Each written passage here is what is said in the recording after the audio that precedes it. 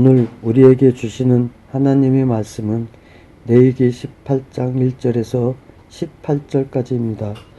여호와께서 모세에게 말씀하여 이르시되 너는 이스라엘 자손에게 말하며 이르라. 나는 여호와 너희의 하나님이니라. 너희는 너희가 거주하던 애굽 땅의 풍습을 따르지 말며 내가 너희를 인도할 가나안 땅의 풍습과 규례도 행하지 말고 너희는 내 법들을 따르며 내 규례를 지켜 그대로 행하라. 나는 너희의 하나님 여호와이니라. 너희는 내 규례와 법들을 지키라. 사람이 이를 향하면 그로 말미암아 살리라. 나는 여호와이니라. 각 사람은 자기 살붙이를 가까이하여 그의 하체를 범하지 말라. 나는 여호와이니라. 내 어머니의 하체는 곧 내 아버지의 하체이니 너는 범하지 말라.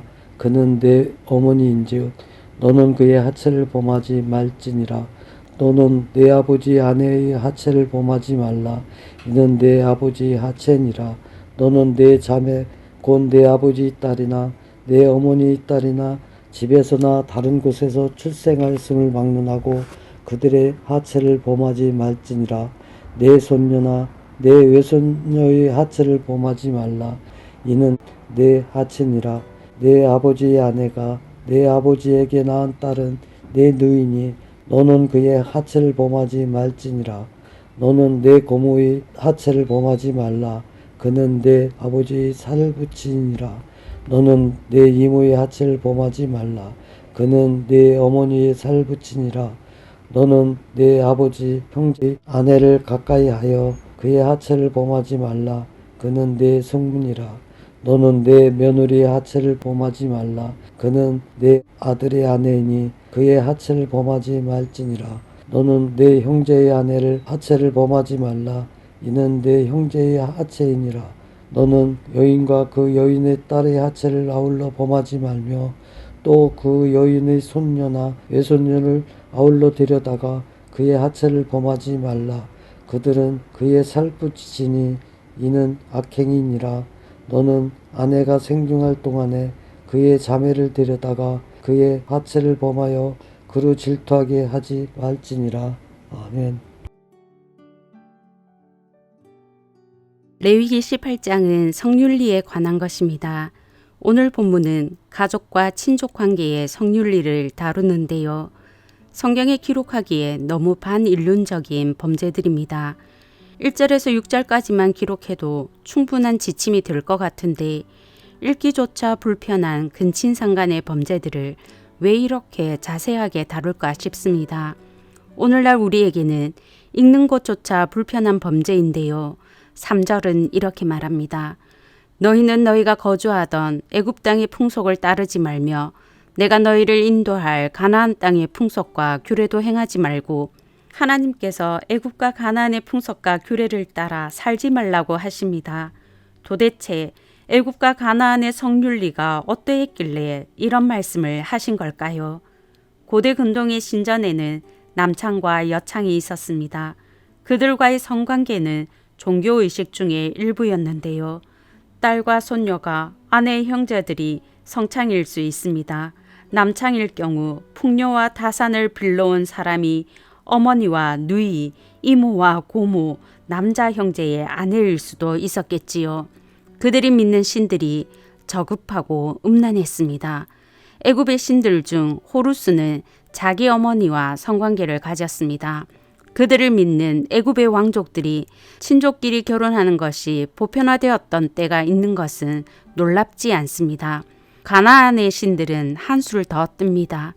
바알은 암소와 성관계를 가지고 엘씨는 자기의 두 딸과 성관계를 가진 일이 신화에 기록되어 있습니다. 종교의 현장에서 근친상간이 이루어졌습니다.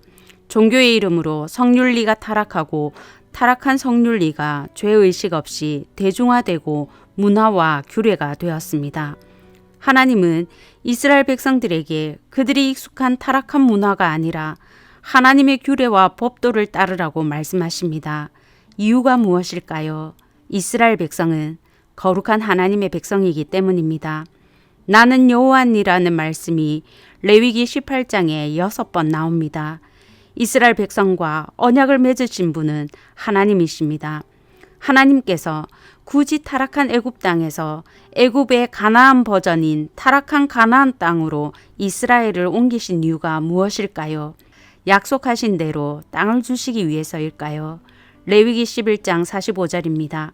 나는 너희의 하나님이 되려고 너희를 애굽 땅에서 인도하여 낸 여호와라. 내가 거룩하니 너희도 거룩할지어다. 출애굽기 19장 5절에서 6절은 또 말합니다. 세계가 다 내게 속하였나니 너희가 내 말을 잘 듣고 내 언약을 지키면 너희는 모든 민족 중에서 내 소유가 되겠고 너희가 내게 대하여 제사장 나라가 되며 거룩한 백성이 되리라. 하나님은 이스라엘을 제사장 나라와 거룩한 하나님의 백성이 되게 하시려고 애굽 땅에서 인도해 내셨고 가나안 땅으로 이끄셨습니다. 이스라엘은 애굽 백성이 아닙니다. 가나안 백성도 아닙니다. 하나님의 백성입니다. 가나안 땅에 들어가 살아도 그들은 하나님의 백성입니다. 대한민국 국민이 대한민국의 법을 따르는 것이 마땅하지요.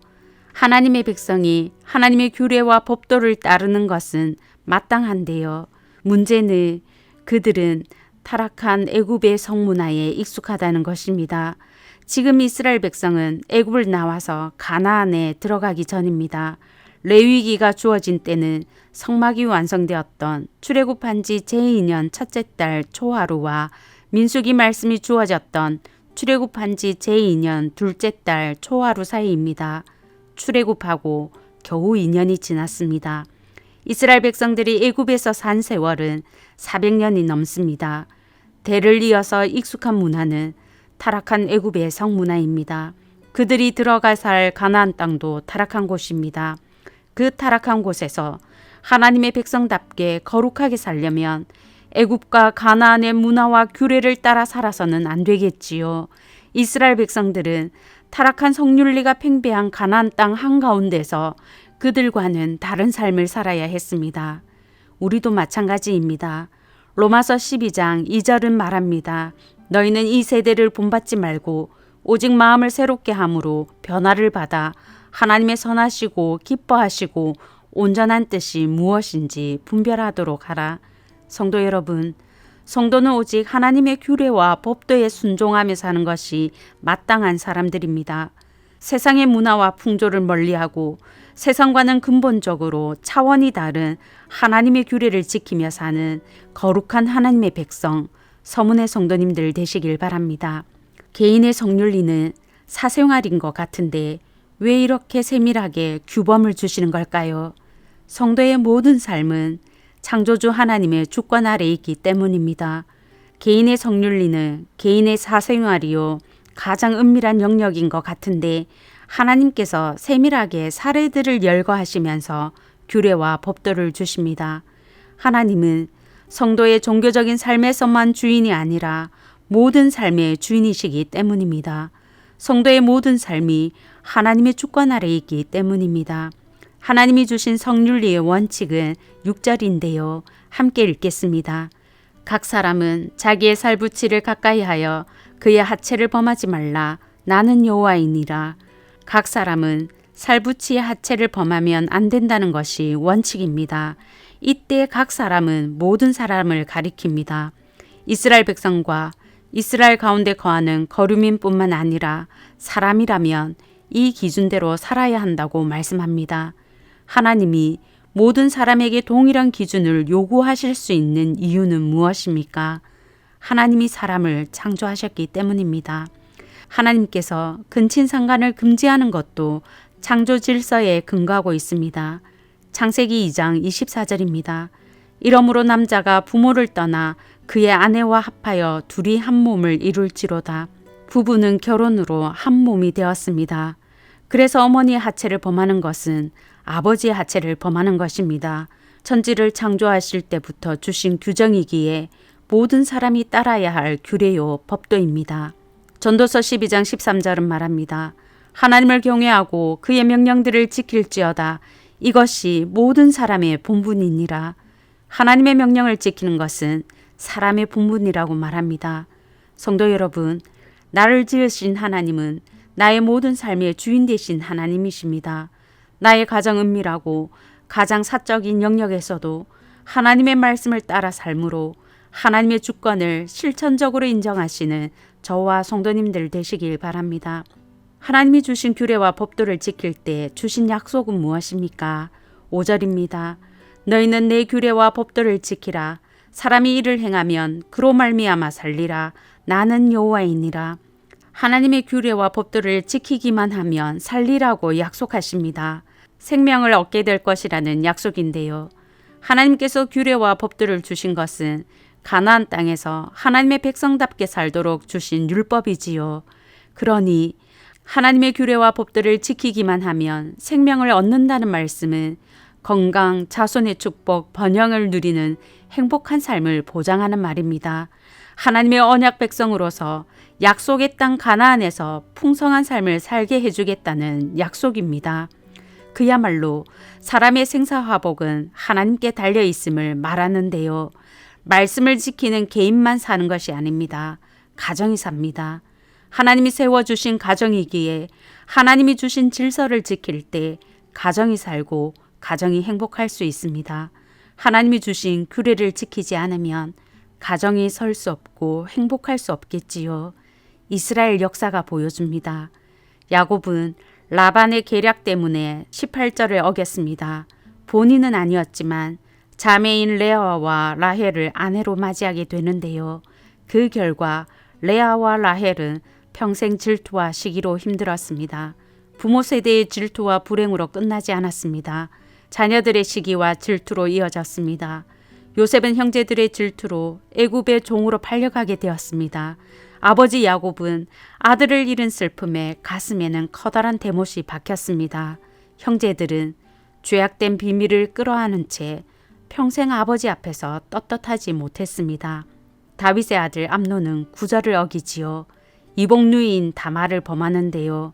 다말의 오라비인 압살롬이 2년을 기다려서 복수합니다. 암논을 죽이는데요. 거기에서 끝나지 않습니다. 압살롬의 반역으로 이어집니다. 한 사람의 성적 타락이 형제 사이에 살인이 되고 반역으로 한 나라를 나누게 했습니다. 그 과정에서 압살롬은 8절까지 어깁니다. 옥상에서 온 이스라엘이 보는 눈앞에서 아버지의 아내인 후궁들과 동침합니다. 아버지와 후궁들에게 씻을 수 없는 상처와 모욕을 줬을 뿐만 아니라 공동체 전체를 위험으로 내몰았습니다. 성도 여러분, 우리는 하나님의 백성입니다. 하나님의 규례와 법도를 따르는 것이 마땅한 성도입니다. 세상의 규례와 법도는 멀리하는 것이 마땅한 성도입니다. 가장 내밀한 부분까지도 하나님의 말씀에 순종할 때 실천적으로 하나님의 주권을 인정하게 되는데요. 가장 개인적인 영역까지도 하나님의 주권을 인정하고 하나님의 말씀을 지킬 때 개인이 살고 가정이 살고 교회 공동체와 나라가 살 수 있습니다.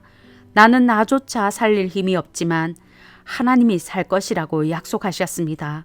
나를 통해 우리를 통해 가정과 교회와 나라를 살리시고 세상 나라 가운데서 자기 백성을 풍성한 생명의 삶으로 인도하실 하나님을 바라보시고 오늘도 하나님의 규례와 법도를 지키는 서문의 성도님들 되시길 바랍니다. 이제 들은 말씀과 교회를 위해 기도하겠습니다. 첫째, 가장 개인적인 영역까지 하나님의 주권을 인정하며 세상 풍속이 아니라 하나님의 말씀에 순종하며 살게 하소서. 둘째, 청빙 과정이 마칠 때까지 온 교회가 기도하게 하시고 선하게 인도해 주소서.